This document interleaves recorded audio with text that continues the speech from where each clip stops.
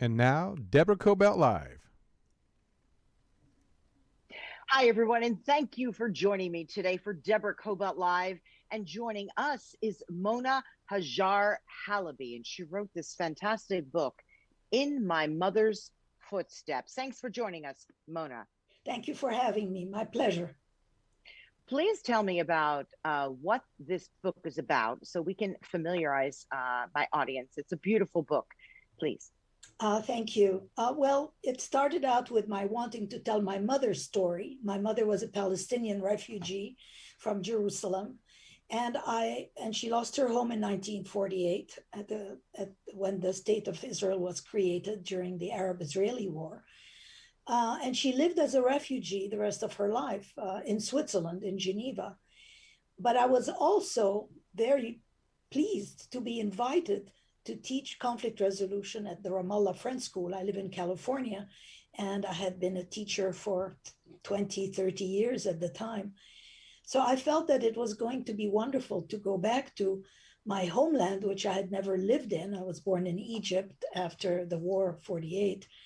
And this was an opportunity to find my roots and discover my past and bring my mother there because she had not been there in 59 years of exile. So it was a wonderful opportunity. And the book became a book in two voices, my mother's story and my own. What's also interesting is you said you were born in Egypt after your mom and her family fled Palestine. And I think about a year later, she met your dad, and you were born shortly after they were married and born in Egypt. But then the family had to leave Egypt and they went to Switzerland. So you too were a refugee. Is that correct? Yes. So I was the daughter of a refugee. And then 13 years after my mother lost her first home, she lost her second home, and I became a refugee myself. So we both have experienced the trauma of being a refugee, the difficulty in finding one's identity and planting some roots in a place because you're always dreaming of this place. You have this longing for the place, for home, and it's not there anymore. And I'm sure many of your listeners who are refugees can understand that longing. Well, while your book is not in any way political, it's someone's personal story, which I think is beautiful. I couldn't help but think about you and your book and so many others after what's happened this past week in Afghanistan. And I thought of you, how your heart must go out to these people. Right? Oh, my heart is bleeding.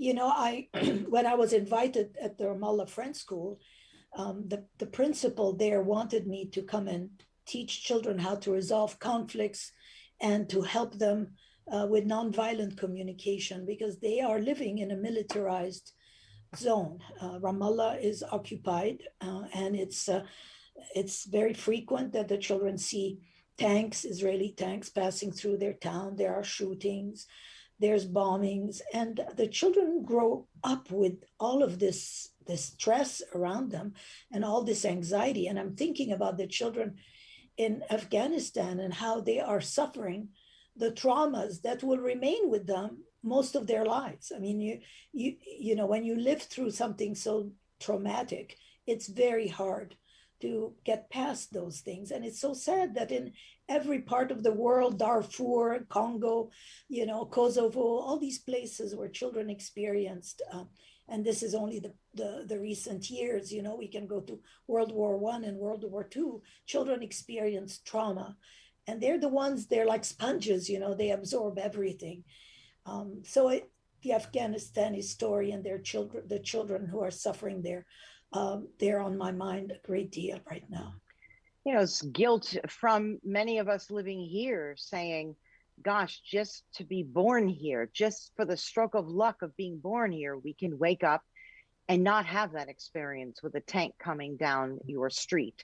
Yes. For as complicated as our politics are here, we're fortunate that we don't have to have that experience here. Let's get into your book. Sure. Let's take it to where you are teaching. You went back and you're teaching. and your mom had not been back since she left Palestine. And she got on a plane and she came to see you there. What was that like when she landed?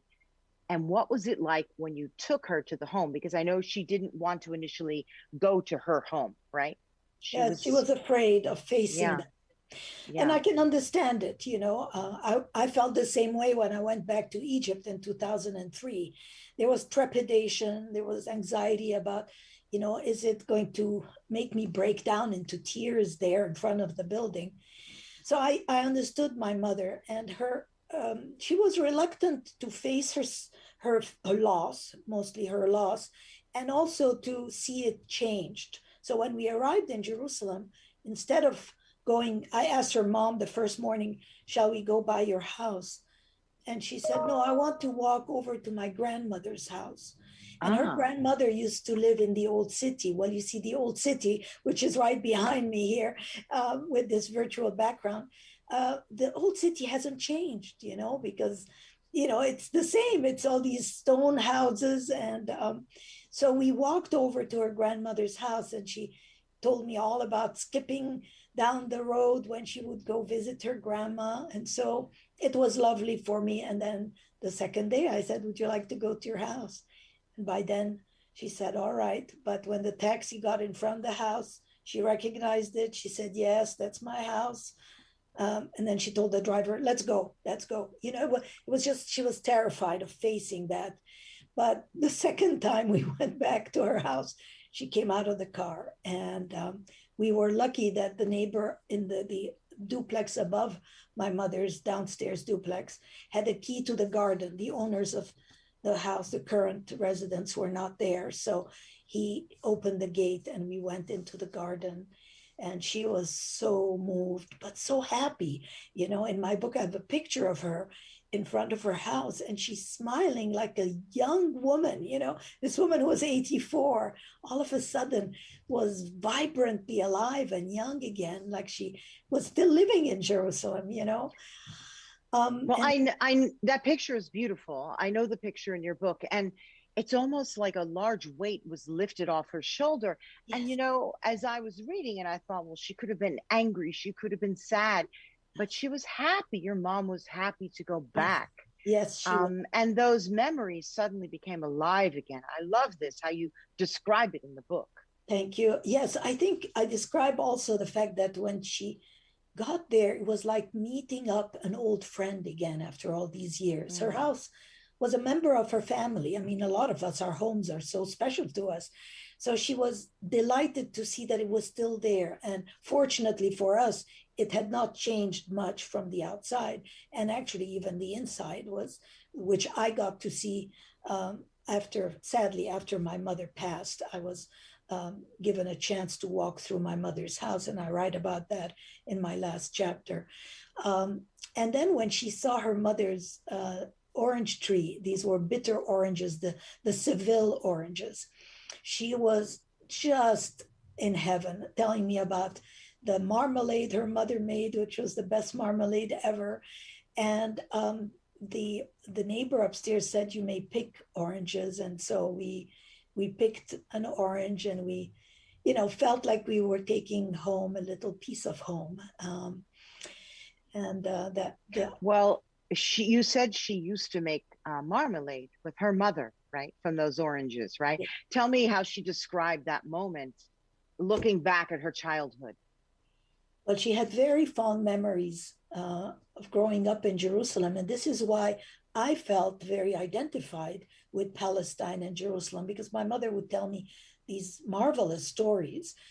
Yes, she did suffer 1948, loss of her home, her brother being abducted and placed in a labor camp for a year and was like missing for that period of time. She suffered all of those things, but she was able to balance, telling me about, making marmalade with her mother, storytelling at home, her mother singing, playing the piano, and her aunt singing these arias. And the life that my mother had was a rich urban life. The Palestinian urban population was small. It was only about 30% of the total population in Palestine. 70% was agrarian.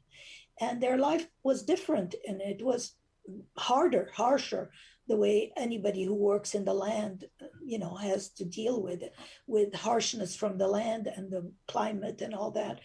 My mother's life was a little more privileged. Her parents were educators, and they didn't have much money because teachers never make a lot of money, as we know.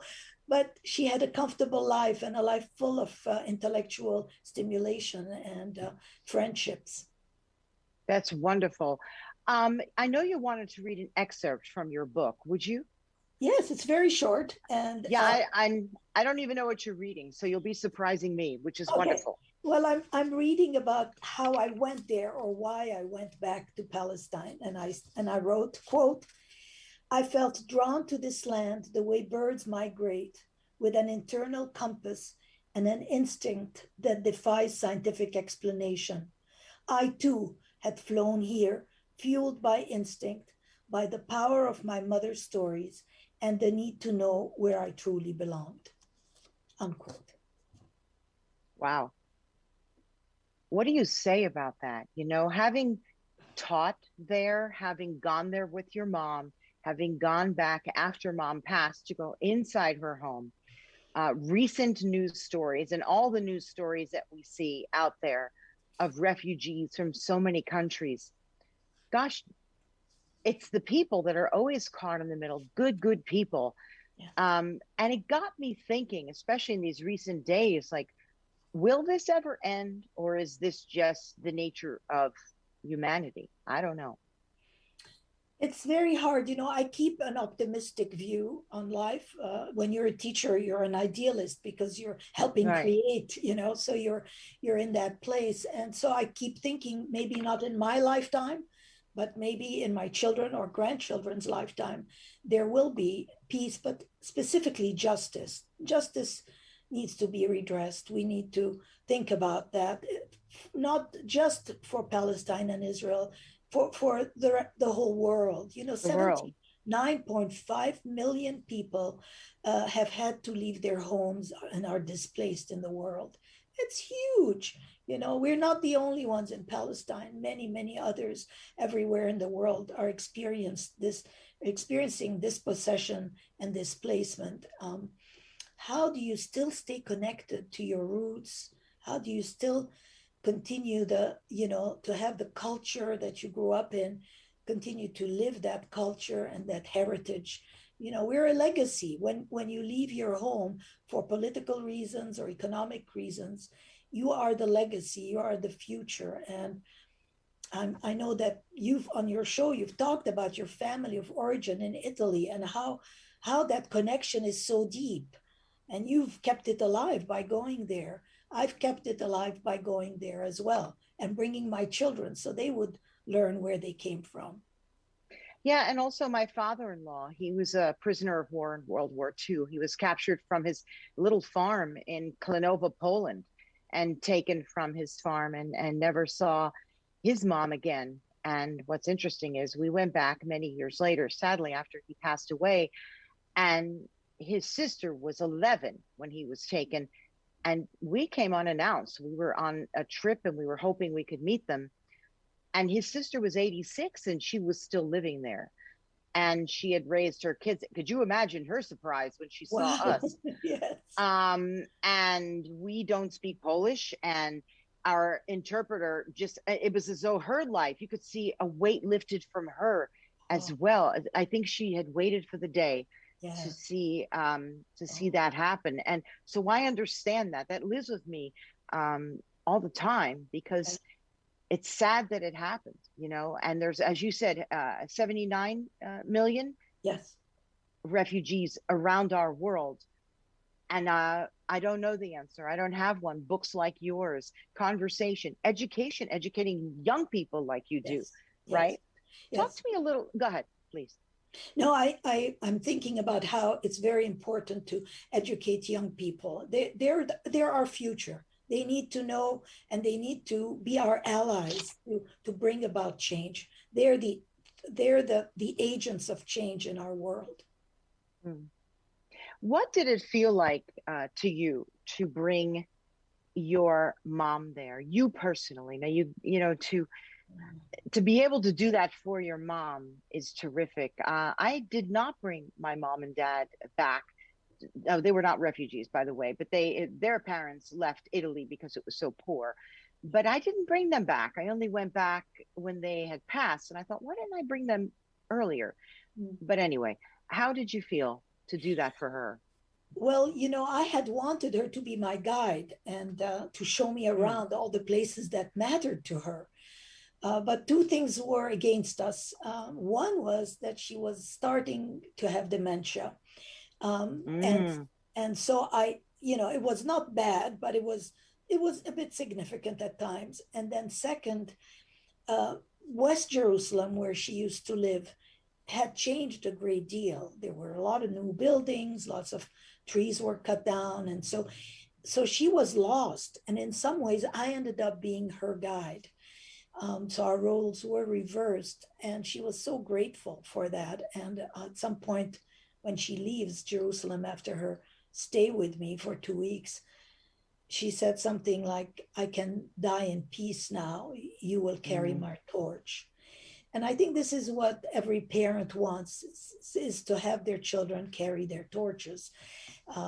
I was very, very moved by the experience of bringing my mother and experiencing that with her. I always felt really close to her. We had a very wonderful, warm relationship. And to experience that together was one of those special gifts. She lived to be 89. And so I had all these years with her, and I'm grateful for that. Now, what was your experience like having to leave Egypt? How old were you, and what happened? Well, I was 11 years old when we left Mm. Egypt, and we had lived a fairly comfortable life, a middle class, upper middle class life. My father was self-made. He came from a very modest family, but was a very good businessman. And my sister and I attended private schools, Catholic schools. Our family is Catholic. We are Christian Arabs, in the minority, of course, but we are from the region. And when people used to ask my mother, "When did you convert?" thinking that she had converted from Islam or something, she'd say, "We never converted. You did. We're the original Christians. Ah, Jesus was born where I come from." So anyway, interesting. she would make a joke out of it. But anyway, I felt, as a child, I did not realize the geopolitical situation, and Egypt Mm. was ruled by a few with all the resources, and the masses were the fallahins, the peasants, the farmers, had very little.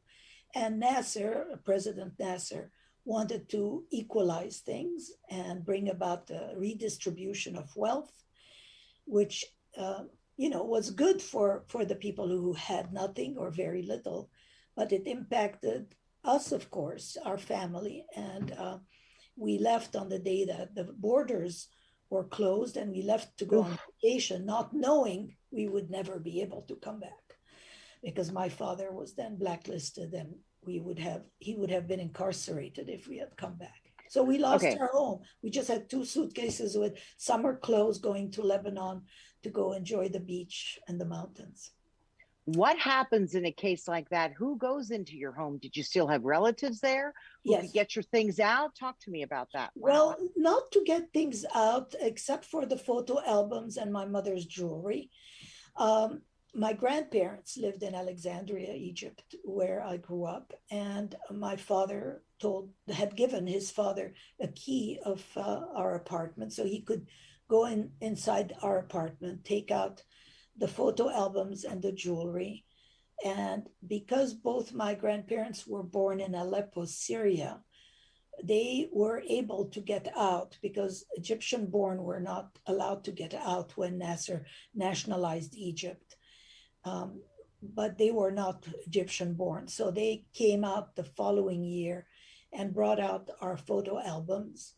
The jewelry was harder. So my father asked a German businessman to go to my grandparents' house and to bring out the jewelry, because he was a foreigner, and it was easier for him to bring out things of value. Ah, Nasser wanted to keep the wealth. He was afraid that everybody that had wealth would be taking it and leaving, and the country would sink economically.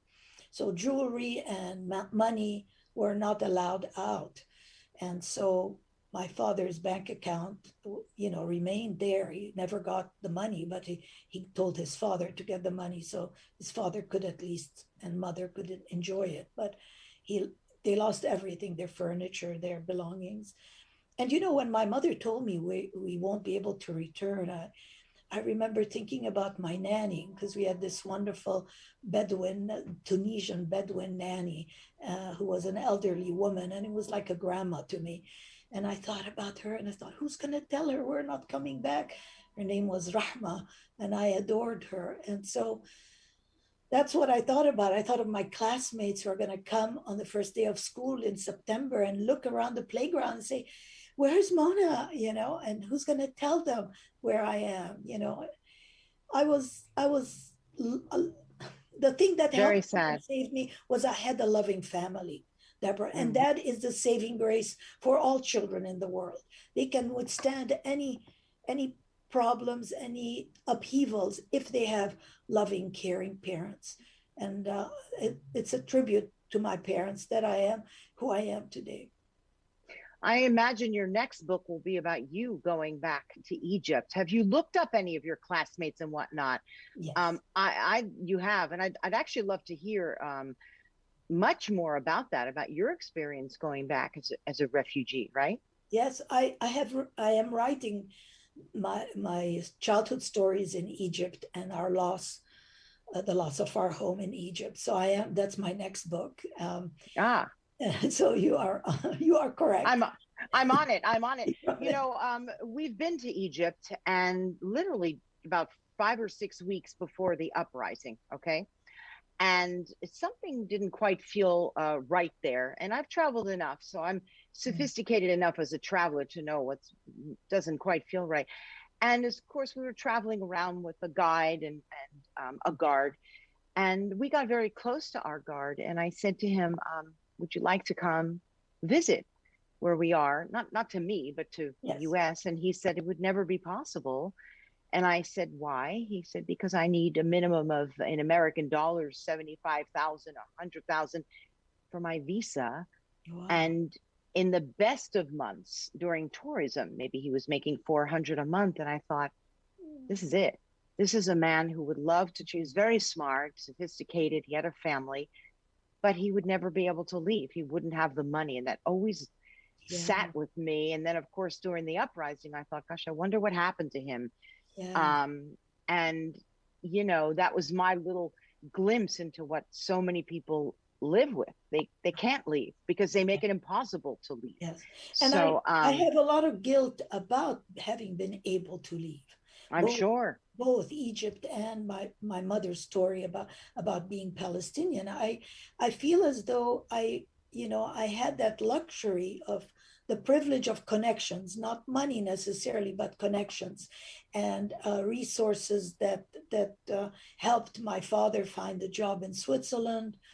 And we were able to manage. So many Palestinians are in refugee camps all over the Arab world, and they've been waiting there. Now it's the third generation of children growing up in refugee camps, waiting to return home. So I have had that privilege, and I feel guilty that I have had it. It's very hard to live with.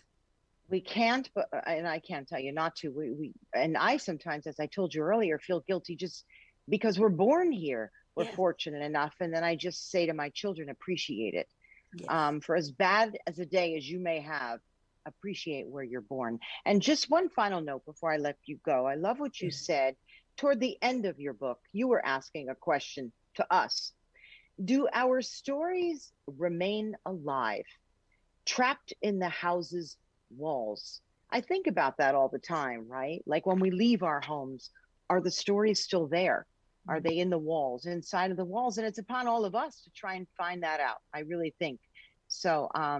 Yes. That got me thinking too. This is a wonderful book, Mona. I enjoyed it and I love speaking to you, and I hope we stay in touch. Yes. In My Mother's Footsteps. Any final words before I let you go, please? Well, my gratitude for inviting me on your show. I have been delighted to speak about my book and also to hear your stories. Deborah, you're doing a wonderful service to all of us with your show. Thank you very much. It's my pleasure. And thank you for saying that, because I sometimes handpick the books and the people. I do handpick the books and the people that I choose to cover. So this really resonated with me. It really did. So thank you very much. Please, Thank people, you. pick up In My Mother's Footsteps. And how can people pick that up? On your website or where? They can pick it up from Amazon, from Barnes and Noble. It's in a Kindle version. It's also an audiobook, beautifully narrated, as well as a paperback. But they can also, if they want to support their local independent bookstores, they can ask their bookstore to order it directly from the publisher. That'd be wonderful. Thank you so much. Thank And you for having me. yeah, and everybody, you can see our show on YouTube, on Facebook, on IGTV, and then, of course, as an audio podcast, it's up on iHeartRadio and just about anywhere else that you get your audio podcast. You will find us, Deborah Kobylt Live. Thank you so much for supporting us, and to all of our supporters. We'll see you next time. Bye-bye.